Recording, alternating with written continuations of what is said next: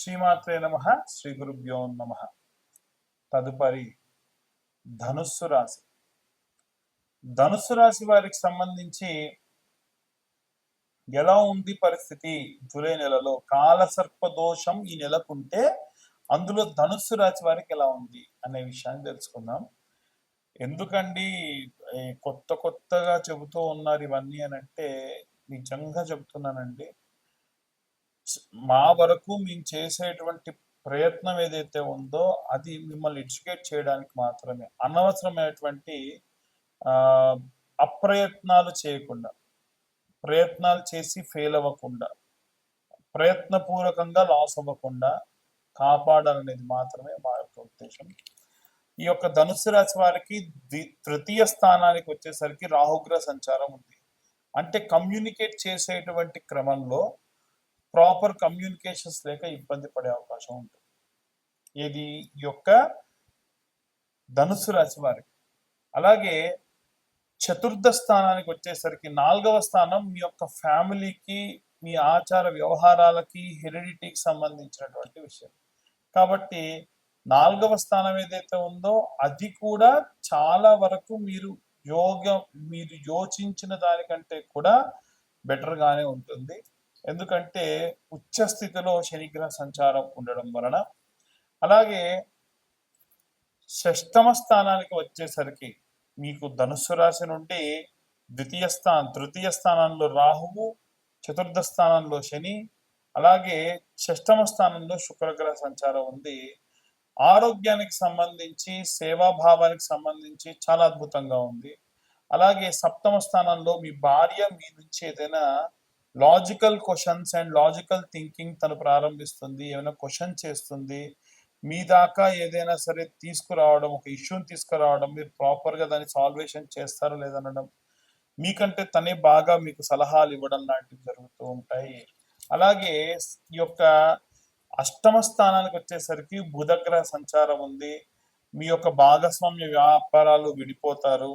అలాగే external affairs ఏవైనా పెట్టుకునే అవకాశం ఉంటుంది. ఆరోగ్యం జాగ్రత్తగా ఉండాలి. తీవ్ర స్థాయికి వెళ్ళేటువంటి అవకాశం ఉంటుంది ఆరోగ్య సమస్యల్లో. అలాగే ఈ యొక్క నవమ స్థానానికి వచ్చేసరికి కుజుడు మరియు కేతు గ్రహ యొక్క సంచారం ఉండడం వలన దూర ప్రాంతాలకు ప్రయాణం చేయడం, ప్రయాణంలో ఏదైనా ప్రమాదానికి గురవడము, ఏదైనా విద్యా క్షేత్రాలను దర్శించడము, పిల్లల గురించి కావాల్సిన విద్యా క్షేత్రాలు అంటే స్కూల్స్ అన్ని కూడా బాగా వెరిఫై చేయడం, ఇవన్నీ కూడా జరిగే అవకాశం ఉంది. ఇవన్నీ కూడా గోచారరీత్యా చెప్పేటువంటి విషయంలో మాత్రమే. 2025 సంవత్సరంలో కేవలం 2025 రూపాయలు చెల్లించి ఈ యొక్క జాతకం పూర్తిగా తెలుసుకోవడం జరుగుతుంది. ఈ యొక్క 2025 సంవత్సరంలో 2025 రూపాయలు కట్టిన వారికి 60 నుండి 70 పేజీల్లో జాతకం మీ దాకా అందించి ఈ నెలలో మన సబ్స్క్రైబర్స్ కి మాత్రమే కరుంగలిమాల ఉచితంగా ఇవ్వడం జరుగుతుంది. అందరూ కూడా ఎలాంటి రెమెడీస్ పాటించాలి, ఎలాంటి మంత్రపఠనం విషయాన్ని ఇప్పుడు మనం తెలుసుకుందాం. మనకి రాహువు కేతువుకు మధ్యలో మిగిలిన గ్రహాలన్నీ చిక్కుకొని ఉన్నాయి. ఎప్పుడైనా సరే రాహువుకు కేతువుకు మధ్యలో మిగిలిన గ్రహాలన్నీ చిక్కుకొని ఉంటే అది కాలసర్ప దోషం కిందికి పరిగణలోకి తీసుకుంటారు.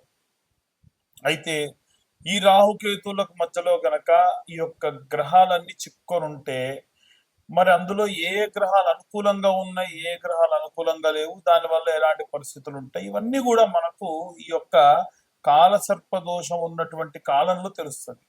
కాలసర్ప దోషం ఉంటే ఏమవుతుందనంటే పనులు సజావుగా సాగవు, ఏవైనా సరే అనుకున్న పనులు అనుకున్నట్టుగా జరగవు, దగ్గర దాకా వచ్చి వెళ్ళిపోవడము, అలాగే ఆరోగ్య సమస్యలు రావడము, ఇలాంటివి వస్తూ ఉంటాయి. అంటే అంత శ్రేయస్కరమైన కాలం కాదు. అయితే ఇప్పుడు ఈ గ్రహాలు ఎక్కడెక్కడ ఉన్నాయి, దాన్ని బట్టి ఎలాంటి పరిస్థితులు ఉంటాయి అనే విషయానికి వస్తే మనకు ఉన్నటువంటి గ్రహాలన్నీ కూడా చూసుకుంటే రాహు తర్వాతకి శని, ఆ తర్వాతకి శుక్రుడు 3వ స్థానంలో రాహువు నుంచి, చతుర్థ స్థానంలో గురువు, అలాగే పంచమ స్థానంలో బుధుడు, అలాగే షష్టమ స్థానంలో కుజుడు మరియు కేతు గ్రహాలు చిక్కున్నాయి.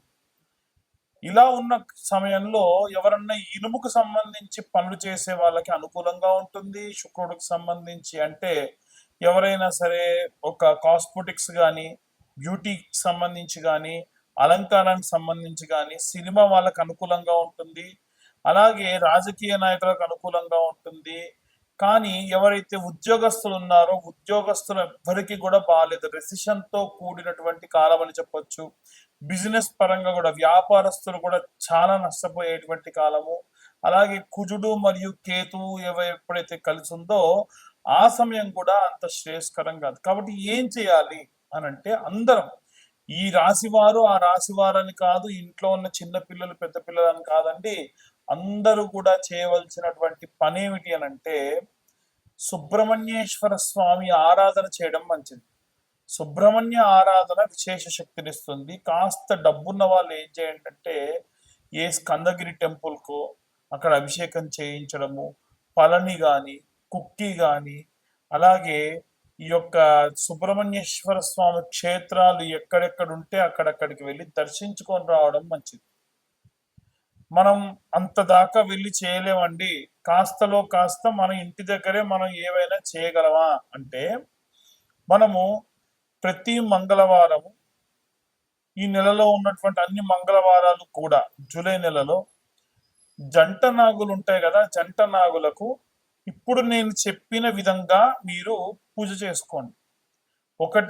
ఒక 2 లీటర్ల వాటర్ బాటిల్ తీసుకోండి, ఎంగిలి చేయకుండా ఆ నీళ్లు మొదటి వారం దేవుడికి వాడండి, రెండో వారం నుంచి బాటిల్ దేవుడి పూజకి పక్కకు పెట్టుకోండి. అయితే ఈ తీసుకెళ్ళినటువంటి పదార్థాలు ఏమేమి తీసుకెళ్ళాలంటే, వాటర్ బాటిల్ ఒకటి, అలాగే పాల ప్యాకెట్, అది కూడా ఆవు పాల ప్యాకెట్ ఒక 10 రూపాయలతో 20 రూపాయలతో తీసుకొని వెళ్ళండి.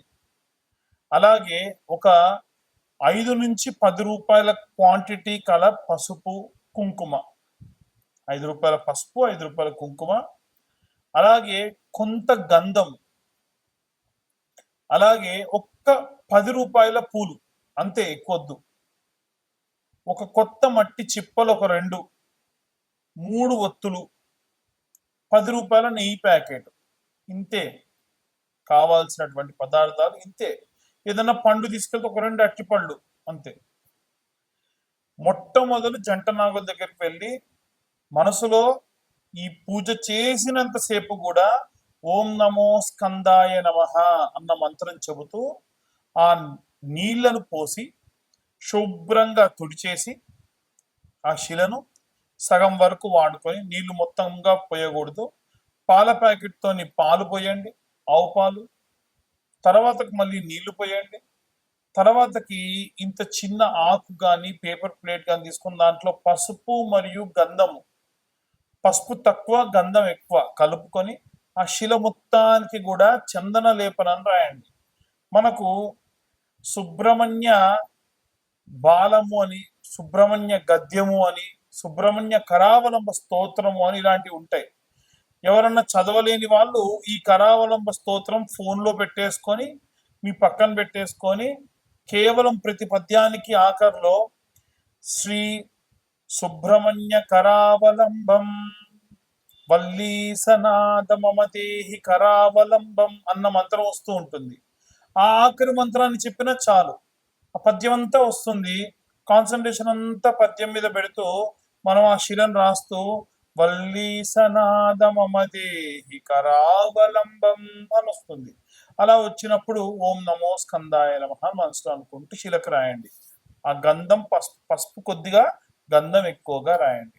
ఆ తర్వాతకి జంట నాగులు ఇలా ఉంటాయి కదా, ఇలా ఉంటాయి. మనకి ఉన్నటువంటి జంట నాగులలో ఒక సర్పానికి కింది నుంచి, పడగ కింది నుంచి ఒక బొట్టు కుంకుమ తీసుకోవాలి, బొట్టు పెట్టాలి, మళ్ళీ కుంకుమ తీసుకోవాలి, బొట్టు పెట్టాలి, మళ్ళీ కుంకుమ తీసుకోవాలి, బొట్టు పెట్టాలి. అలా 11 బొట్లు ఒక సర్పానికి పెట్టండి. ఇంకొక సర్పానికి కింది నుంచి పైకి 10 బొట్లు కుంకుమ తీసుకొని బొట్టు పెట్టాలి. అలా స్వామివారి శరీరం పైన లేపనం చేసిన గంధాన్ని తీసుకొని చేతికి పెట్టుకొని, మీ పిల్లలు కూడా వచ్చారు మీతో పాటు, మీ ఆయన వచ్చారు, మీ ఆయనకు పెట్టండి, మీరు పెట్టుకోండి, మీరు ఇక్కడ రాసుకోండి, మీ పుస్తక తాడుకు పెట్టుకోండి, ఇంకొంచెం తీసుకెళ్తాను ఇంటికి తీసుకెళ్ళండి, ఇంట్లో ఉన్నటువంటి పసుపులోనో గంధంలోనో కలుపుకోండి, నిత్యం వాడుకోండి, చాలా మంచిది. ఇప్పుడు మీరు రాసిన తర్వాత ప్లేట్లో ఇంకొంచెం మిగిలింది ఇంటికి తీసుకెళ్ళండి, రోజు మీరు వాడుకోండి. అయితే పొడిగా ఉన్నటువంటి పదార్థం ఏది కూడా తిరిగి ఇంటికి తీసుకెళ్ళకూడదు. స్వామివారిపై రాసినటువంటి ఆ గంధ లేపనాన్ని మాత్రమే మీరు ఇంటికి తీసుకెళ్ళాలి. ఇదంతా అయిన తర్వాత చాలా మంది మొదలే దీపం వెలిగించమంటారు, అలా చేయకండి. అయిన తర్వాతకి దీపం వెలిగించాలి. 2 మట్టి ప్రమిదలు, ప్రతిసారి కొత్త మట్టి ప్రమిదలు, 2 మట్టి ప్రమిదలు, దాంట్లో ఒక 3 ఒత్తులు, 3 ఒత్తులు కలిపి ఒక ఒత్తి కింద చేంజ్ చేసి ఆవు నెయ్యి వేసి దీపం వెలిగించండి. ఆ తర్వాతకి 21 ప్రదక్షిణాలు చేయండి. ఇప్పుడు మొదటి వారం నుండి ప్రారంభించి 21 ప్రదక్షిణాలు ప్రతి వారం చేశారనుకోండి, 5 వారాలు ఉంటాయి. 5 వారాలు చేయాలి ఖచ్చితంగా. 5వ వారానికి వచ్చేసరికి మీరు ఎన్ని ప్రదక్షిణాలు చేసినట్టు అవుద్ది? 105 ఇంటూ 5 అంటే 21 ఇంటూ 5 అంటే 105 ప్రదక్షిణాలు చేసినట్టు అవుద్ది. ఆఖరి వారం 3 ప్రదక్షిణాలు ఎక్కువ చేయండి, 3 సార్లు బొట్టు ఎక్కువ పెట్టండి. దీని వలన మీరు పూర్తిగా 108 సార్లు ఈ యొక్క సుబ్రహ్మణ్యేశ్వర స్వామికి అంటే జంట నాగులకు ప్రదక్షిణ చేసిన దానితో సమానం. కాబట్టి విశేషంగా ఏదైనా సరే ఈ కాలసర్ప దోషానికి సంబంధించి నెల మొత్తానికి కూడా కాలసర్ప దోషం ఉంది కాబట్టి ఈ రకమైనటువంటి ఇబ్బందులు కలిగే అవకాశం ఉంటుంది. చాలా చాలా జాగ్రత్తగా ఈ యొక్క ప్రదక్షిణాలు చేసుకోండి. ఇలా చేయడం వల్ల విశేషంగా మీరు సత్ఫలితాలు పొందవచ్చు. ఇదంతా కూడా మేము గోచార రీత్యా చెప్పేటువంటి విషయంలో మాత్రమే. చాలా మందికి చాలా రకాల అనుమానాలు ఉంటాయి. అయితే మన ఛానల్ చూసే వాళ్ళు నేను బాగా వెరిఫై చేసిన తర్వాతకి తెలుసుకుంది ఏంటంటే, మారుమూల గ్రామాల వాళ్ళు, ఉదాహరణకు చెప్పాలనంటే ఒరిస్సా బార్డర్ వరకు, విజయనగరము, శ్రీకాకుళము, కర్నూలు, అలాగే కడప జిల్లాల్లో ఉన్నటువంటి వాళ్ళు, నల్లగొండ జిల్లాలో ఉన్నటువంటి వాళ్ళు, కృష్ణా జిల్లాలో ఉన్నటువంటి వాళ్ళు, తెలంగాణలో కూడా నిజామాబాద్, బైన్సా దాకా కూడా చాలా మంది ఈ యొక్క వీడియోలు చూస్తూ ఉన్నారు. అందరూ ఏంటంటే జాతకం చెప్పించుకోవాలన్నటువంటిది ఇది ఉంటుంది, కానీ డబ్బులు వెచ్చించడానికి ఇబ్బందులు పడుతూ ఉన్నారు.